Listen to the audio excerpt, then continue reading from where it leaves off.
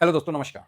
मैं आप लोग का हार्दिक अभिनंदन करता हूँ अपने trader by stock market YouTube channel में। जो लोग फर्स्ट बार विजिट कर रहे हैं, सब्सक्राइब वगैरह कर ले, बेल आइकन वगैरह ठोक दें। चलिए शुरू करते हैं। तो दोस्तों, सबसे पहले हम चलते हैं आईटी पे। आईटी का क्रम जो चल रहा था, सोचा करते हैं इस पे आगे कार्रवाई। आईटी में क्या करना है, आईटी में कैसे करना है, अभी आईटी क्या करेगा, अभी आईटी का कितना पोजीशन होता है। सर पूरा सब कुछ बेच के आईटीए में लगा दे तो सर पूरा प्रॉफिट बुक कर लें। क्या सिचुएशन है, मैं आईटी का अभी यहाँ आपके सामने रखना पसंद करूंगा। सर आप कहते थे कि आईटी तो बहुत वोलेटाइल है, ढेर सारी आरोप, क्वेश्चन क्वेश्चन क्या है? अगर जिज्ञासा से पूछा गया, क्यूरियोसिटी है तो बहुत बढ़िया है, अदरवाइज आरोप ही है, डाउट है।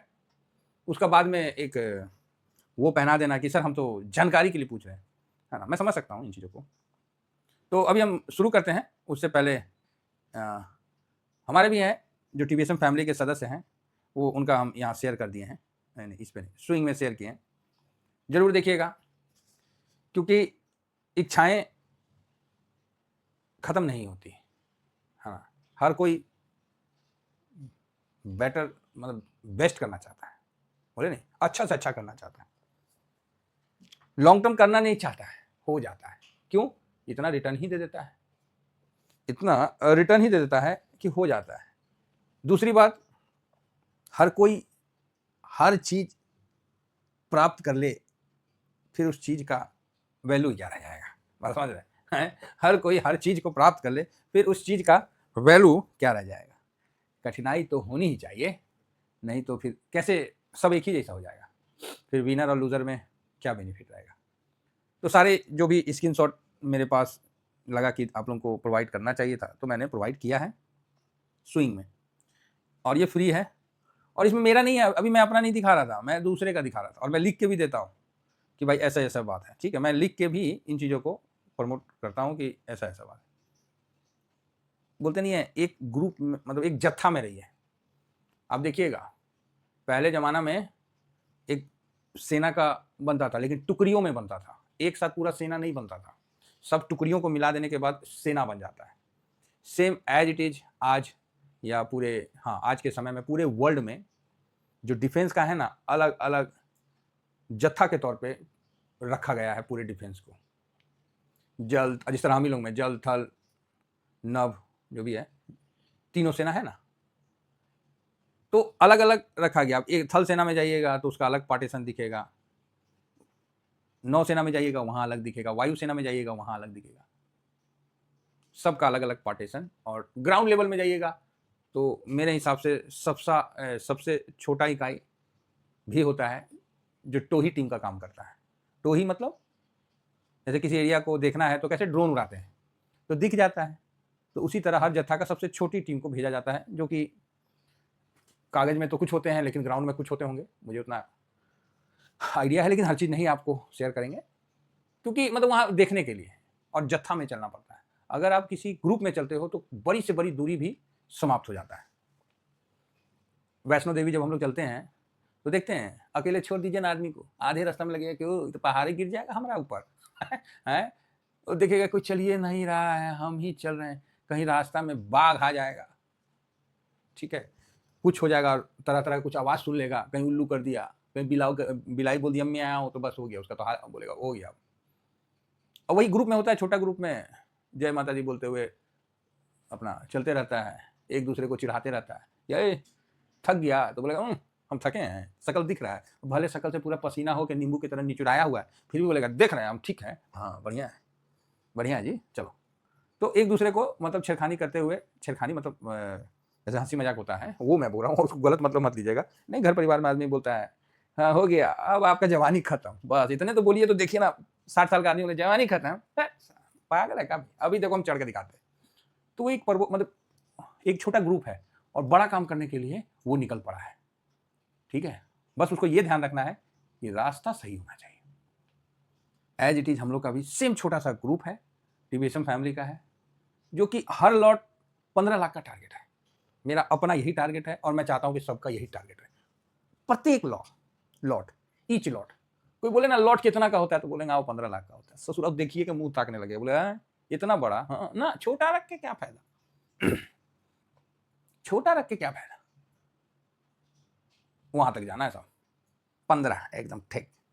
और जाएंगे 20% हो गया है, कवर हो गया है, चल रहे हैं, है ना। कई जगह तो 10-20 हो रखा है, जैसे इक्विटी में, कमोडिटी में, जैसे हम लोग गोल्ड सिल्वर, मतलब चल रहे हैं, वहां तक पहुंच जाएंगे आने वाला समय में, वहां तक हम लोग पहुंच जाएंगे।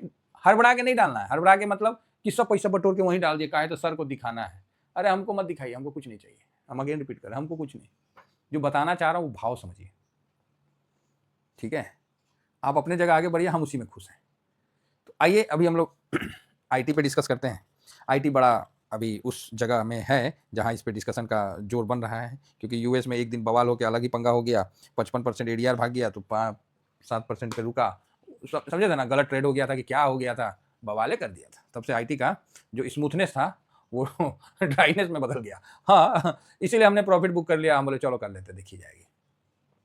तो यहाँ पर ही मुझे आईटी खराब नहीं लग रहा है, ठीक है। आईटी मुझे खराब नहीं लग रहा। मुझे आईटी कब खराब लगा था आप लोगों को हम बता दें, अप्रैल 2022 से दिसंबर 2023 तक, मतलब हमको 2 साल आईटी बहुत खराब लगा था।